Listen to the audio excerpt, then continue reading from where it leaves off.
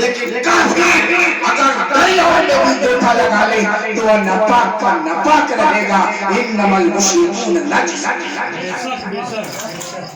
बोलो तुझे पाक करने वाला जात खुदा है। अब एक बात बताओ, इतनी अहमियत के हामिल है कि तुमको अल्लाह ताला ने तुम्हारे दिल में ईमान की दौलत, कौन सी दौलत दी? ईमान की। दुनिया में सब चीजें, तमाम चीजें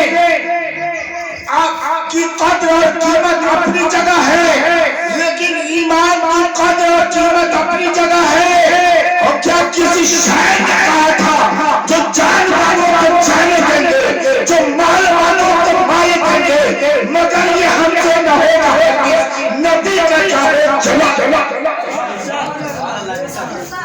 सोचो इतनी अजमत और बाबरकत जब ईमान हो ही गया है, ईमान वाला काम करा। बताओ किसी मजहब में इतना बड़ा शख्स जब शादी कर लेता है, उसके बाद जब नमाज पढ़ता है तो उसकी एक रकात गैर शादीशुदा के 70 इबादतों के बराबर होता है। कितना? 70। यानी जिसकी शादी नहीं हुई उसकी 70 रकात, और जिसने शादी कर ली उसकी एक रकात बराबर है। सुभान अल्लाह, कितना मकाम है। जानते हैं क्या है? अल्लाह के रसूल सल्लल्लाहु अलैहि वसल्लम ने 3 चीजें बड़ी पसंद फरमाई। वो 3 चीजें क्या है? अव्वल औरत, दूसरा खुशबू और तीसरी नमाज। औरत, खुशबू, नमाज। तो शादी का मकसद क्या है? इबादत। पता ये चला कि शादी करने के बाद हमारी इबादतों में इतना लुत्फ आ जाता है, इस कदर चाशनी आ जाती है कि फिर हर ये शादी हमारे लिए इबादतों का अनमोल तोहफा हो जाता है। ये 70 गुना सवाब कायम। इसीलिए ना कि शादी कर एक सारे बुजुर्ग रसूल अकरम सल्लल्लाहु अलैहि वसल्लम से हज़रत आयशा पूछा था, या रसूलल्लाह सल्लल्लाहु अलैहि वसल्लम, वो मर्द जो शादी कर लेते हैं उनका सवाब क्या है? उनका सवाब क्या है? ऐ नौजवानों सुनो, शादीशुदा लोगों आप भी सुनो, सवाब क्या है? रब फरमाता है कि जो उसने जनाब करता है शादी के बाद उसके एक गुनाह माफ कर देता हूँ, एक दर्जा माफ कर देता हूँ, और एक खता को रद्द कर देता हूँ, और एक नेकी उसके नामे अमाल में डाल देता हूँ।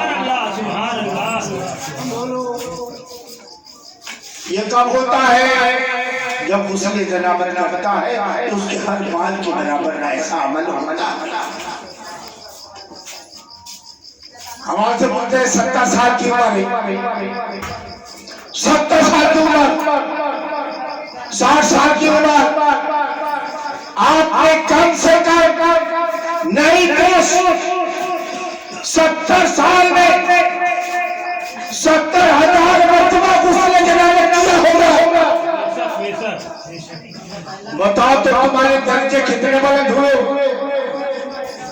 तुम्हें सवाब कितना आता हुआ होगा। लेकिन ये कब होगा? ये बात अगर सिर्फ इसी पर इत्तेफाक कर लिया जाए तो फिर नमाज की तो कोई जरूरत ही नहीं, रोजा की कोई जरूरत ही नहीं, हज की जरूरत ही नहीं, ताक़त इबादत की जरूरत ही नहीं। शादी कर लो, जनाबत घुसले जनाबत करते रहो, सवाब कमाते रहो, गुनाह मिटाते रहो। ये उस वक्त होगा जब आदमी सौ सलात का पाबंद होगा, शरीयत का पाबंद होगा, जब आदमी हराम काम से बचेगा, जब आदमी हलाल काम करेगा, जब आदमी तय्यब रिज़्क़ खाएगा, हलाल खाने खाएगा, तब जाकर के होगा। इज्जत इंकिसारी के साथ होगा, तकब्बुर और रिया के साथ नहीं। आखिर जब इतना हमारा दीन हमें इतना सवाब देता है तो मैं पूछता हूँ कि इतने सवाब वाले काम में तुम्हें डीजे बजाना जरूरी है क्या? नहीं मेरे प्यारे, बताओ तो सही, अगर डीजे जरूरी होता जन्नत में क्या डीजे बजाता? बाप के निकाह में डीजे नहीं बजा और बेटे के निकाह में डीजे बजेगा। वो बाप का मुकाबला ये बेटा कर रहा है, ऐसा हो सकता है क्या? वहां डीजे बजाने वाले फरिश्ते नहीं थे क्या? वहां तब बजाने वाले फरिश्ते मौजूद रहते? अरे आदम का जब निकाह हुआ था धीरे आओ सारे वो चाहते तो चश्मे ज़बान में एक आला से आला क्वालिटी का एम्पलीफायर और डीजे और मशीन माइक का इंतजाम हो जाता, मगर नहीं, दरूद और सलाम के नगमे पूजे। खुदा जब आदर वाला नबी अलैहिस्सलाम को तस्लीम की महल दरूद पाक था। और आप मैं पैसा रखते हो, डीजे भी बजाते हो, सवाब का भी उसूल रखते हो। हमारी बाबा ने गीत गाते दरूद आता है, इन्हें सिर गीत आता, नमाज पढ़े देखा मालूम नहीं है, डर लगता है क्या पढ़े क्या न पढ़े। दो चार सतर के तशहुद दर्जनों गीत याद है। मेरी माँ बहनों गौर से सुनो, मैं तुमसे पूछना चाहता हूँ, जन्नत में हूरें थी कि नहीं थी? क्या किसी और ने गीत गाए थे, नगमे गाए? नहीं। अगर किसी ने गाया है तो नबी पर दरूद का तराना गाया है, नबी पर सलाम का तराना गाया है, नबी पर दरूद के गजरे उठाए हैं।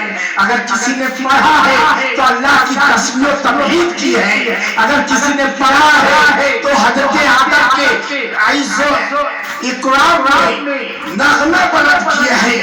तुम भी अपने बेटे के लिए सेहरा पढ़ो, अपने बेटे के लिए सेहरा पढ़ो, नगमे बुलंद करो, अपने घरों को इस्लामी कहवारा बनाओ और अपने बच्चों को आला तालीम दो। और हमारी माँ ने बड़ी सबसे ज्यादा खतरनाक नासूर बीमारी है, बहुत ज्यादा नासूर बीमारी जो कभी खत्म ना हो, कैंसर की तरह। हाँ, घर घर बुलाने के लिए अच्छा हमारे यहाँ गीत गाए, हमारे यहाँ जन तो नहीं किया लाने हमारी औरतों पर जो खुद गुनाह कर रही है और दूसरों को भी गुनाह पर मजबूर कर रही है। वो गुनहगार खुद भी बन रही है और दूसरों को भी गुनहगार बना रही है। अपना गुनाह तो अपने सर पर ले ही रही है, मगर दूसरे को दावत देकर उसका भी गुनाह अपने सर पर ले रही है। अरे भाइयों, आत्या हो जाए कह दीजिए सुभान अल्लाह।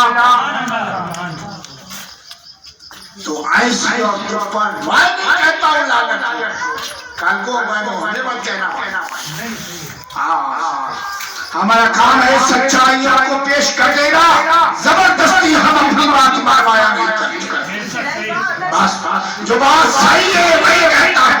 एक बेनमाजी जिस घर में रहता हो, जिस मोहल्ले में रहता हो, अल्लाह के फरिश्ते 70 मरतबा उस मोहल्ले पर लानत भेजते हैं। तो वो औरत जो गीत गाए